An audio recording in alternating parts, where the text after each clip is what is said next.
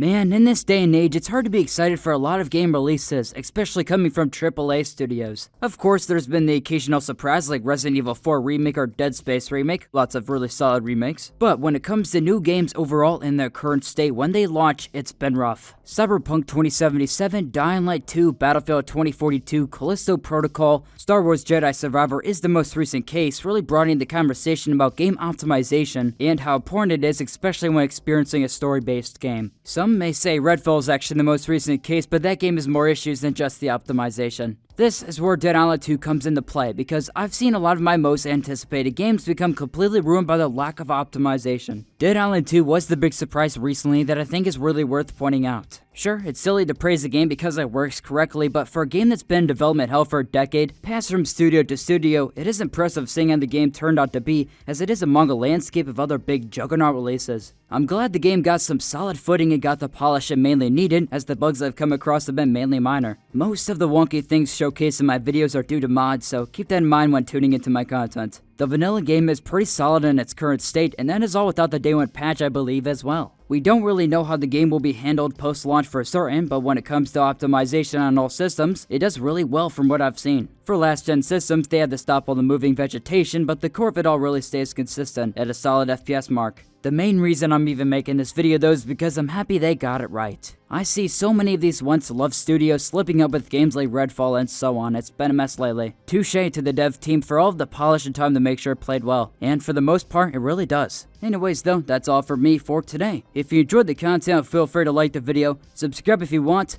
and stop by for the next one. Cheers.